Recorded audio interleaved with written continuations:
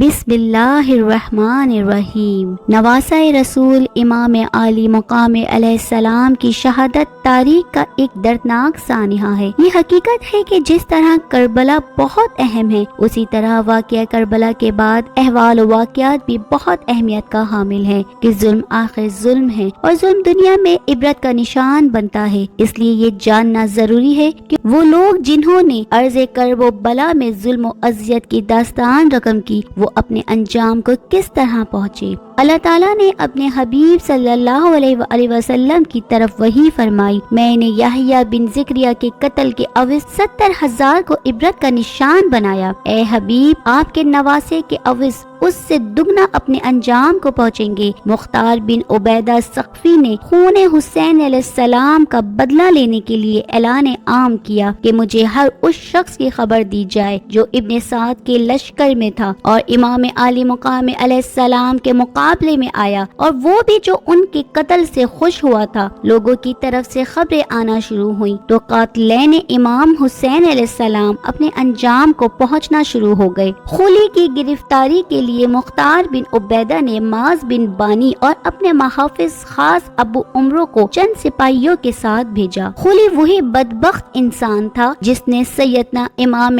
عالی مقام علیہ السلام کو قتل کیا اور آپ کے سر انور کو جسم سے جدا کیا تھا۔ خلی کے مکان کا محاصرہ کیا گیا۔ جب اسے معلوم ہوا تو وہ اپنے مکان میں چھپ کر بیٹھ گیا اور اپنی بیوی سے کہا، تم لا علمی ظاہر کر دینا۔ معاذ بن عبیدہ نے ابو عمر سے کہا، تم آواز دو۔ آواز سن کر خلی کی بیوی باہر نکلی۔ انہوں نے کہا، تمہارا شوہر کہاں ہے؟ اس نے زبان سے کہا، مجھے پتا نہیں، لیکن ہاتھ کا اشارہ سے بتایا کہ وہ اندر ہی ہے۔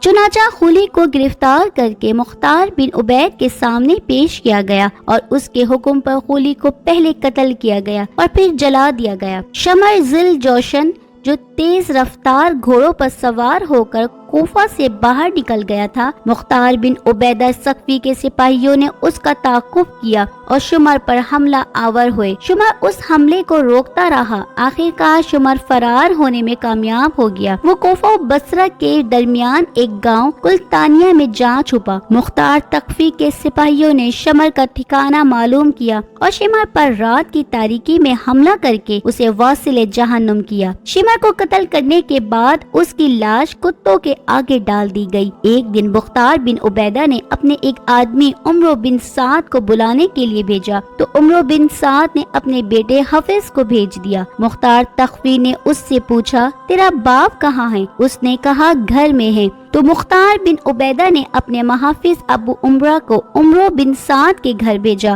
اور حکم دیا کہ ابن سعد کو قتل کر کے اس کا سر کاٹ کر لے آئے۔ وہ گیا اور اس نے ابن سعد کو قتل کیا اور اس کا سر کاٹ کر اپنی قبا میں چھپا کر لے آیا اور مختار کے آگے لا کر رکھ دیا۔ مختار نے عمرو بن سعد کے بیٹے حفظ سے کہا، جانتے ہو کس کا سر ہے؟ اس نے کہا، یہ میرے باپ کا سر ہے۔ مختار کے حکم پر ابن سعد کے بیٹے حفظ کو بھی قتل کر دیا گیا۔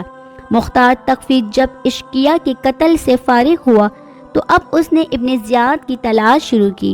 چنانچہ اس نے ابراہیم بن مالک اشتر کو ایک زبردست اور تجربہ کار فوج کثیر کے ساتھ اس کے مقابلے کے لیے بھیجا۔ ادھر ابن زیاد کو معلوم ہوا تو وہ بھی اپنے لشکر کثیر کے ساتھ مقابلے کے لیے آیا۔ شہر موصول سے 5 کوس کے فاصلے پر دریا کے کنارے دونوں لشکروں کے درمیان خوب جنگ ہوئی۔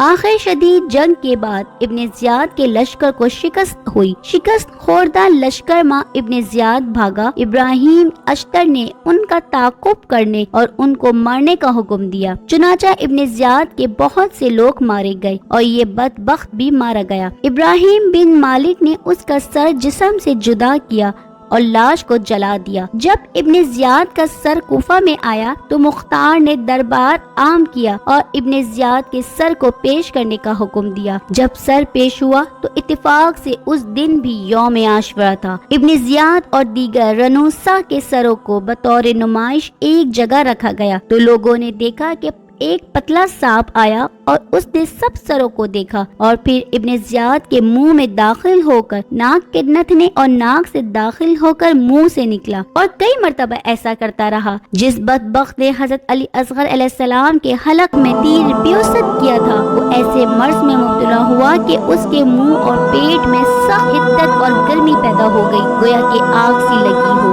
اور پشت کی طرف سردی پیدا ہو گئی، گویا وہ کسی طرح بھی چین میں نہ تھا، اور چیخ چیخ کر کہتا پیاس پیاس، اس کے لیے پانی کے گھڑے لائے جاتے، مگر پھر بھی پیاس پیاس کہتا رہا۔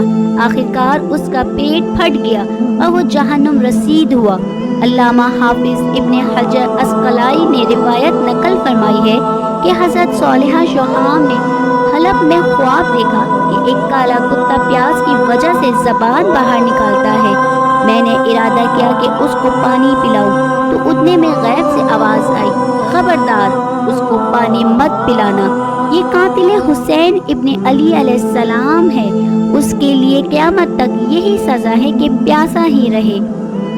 امام جلال الدین سیوطی رحمۃ اللہ فرماتے ہیں کوفہ میں 1 سال چیچک ہوئی، اس میں 1500 اولادان لوگوں کی آمدنی ہوئی۔ جو سیدنا امام حسین علیہ السلام کے قتل کے لیے گئے تھے وہ لوگ جو امام عالی مقام امام حسین علیہ السلام کے قتل میں شریک تھے وہ تو عبرت کا نشان بنے ہی اور دنیا میں ہی عذاب میں مبتلا ہوئے، مگر وہ لوگ جو اس سانحہ میں خوش اور راضی تھے ان کا حال یہ ہوا کہ کسی کا چہرہ سیاہ ہو گیا، بعض کوڑ اور برس کے مرض میں مبتلا ہو گئے، بعض ایسی دائمی بیماری میں مبتلا ہو گئے کہ زندگی ان کے لیے عذاب بن گئی۔